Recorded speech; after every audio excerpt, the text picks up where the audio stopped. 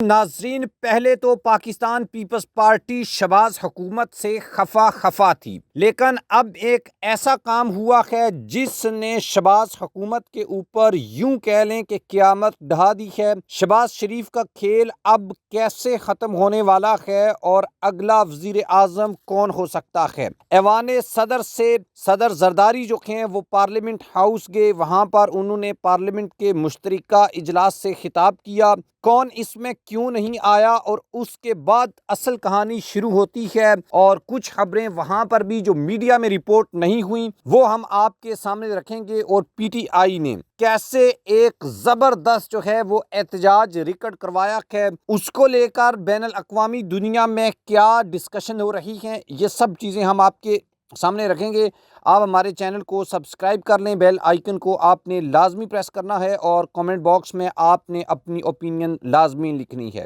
دوستو، آصف علی زرداری کا خطاب تو آپ نے سنا ہوگا، اور اس میں انہوں نے جو چیزیں کہیں وہ بھی آپ نے سنی ہوں گی۔ ان میں نیرو والا جو سسٹم ہے وہ تھوڑی سی امپورٹنس رکھتا ہے، لیکن یہاں پر بھی سندھ کے عوام کے ساتھ ایک دھوکہ کیا گیا ہے۔ وہ دھوکہ کیا ہے وہ آگے چل کر میں آپ کو بتاؤں گا، لیکن اس کے بعد بلاول بھٹو نے میڈیا سے بات کی ہے آج، اور انہوں نے یہ کہا ہے کہ حکومت کے ہر فیصلے کو محض بلا جواز اس کی حمایت نہیں کر سکتے۔ اگر ان حکومت کے ساتھ چلنا ہوتا تو آج حکومت کا حصہ ہوتے، اور مکمل اعتماد سازی اس حکومت کے ساتھ ہماری نہیں ہے۔ دوسری طرف آپ کو یہ بتائیں کہ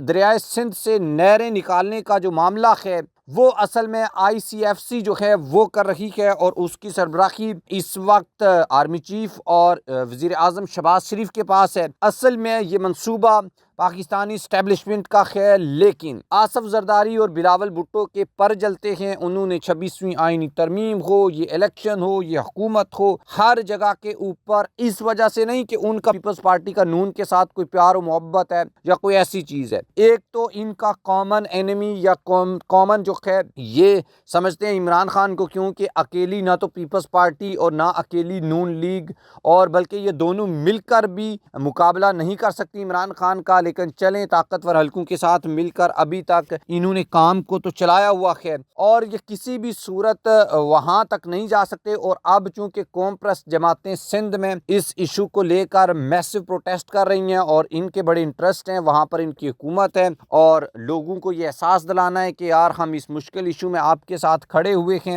لیکن اعجاز سید کی رپورٹ کے مطابق اگر انہوں نے یا اس میں بلاول اور زرداری کو سیریس ہوتے تو شاید یہ آئی سی ایف سی اور باقی دیگر پلیٹ فارمز کے اوپر اس ایشو کو اٹھاتے، لیکن یہ اندر سے ایک ہیں، لیکن عوام کو دکھانے کے لیے کچھ جو ہیں وہ باہر ہیں۔ ایک بات یہ ہے کہ پارلیمنٹ کے مشترکہ اجلاس میں سروسز چیفز وغیرہ آتے ہیں، اور اس کے علاوہ اس دفعہ وہ نہیں آئے، یہ ایک بہت بڑی ڈیولپمنٹ ہے۔ آرمی چیف بھی نہیں آئے۔ اس کے بعد جو سب سے بڑی اور امپورٹنٹ بات ہے وہ یہ ہے کہ مریم نواز جو ہیں وہ یہاں پر آئی تھیں، اور نون لیگ کی جو میجورٹی لیڈرشپ تھی، M P As, M N As, یہ سب جا کر مریم نواز کے ساتھ سلام کر رہے تھے، ان سے مل رہے تھے۔ تو اس کے بعد شہباز شریف کی جانب کسی کا کوئی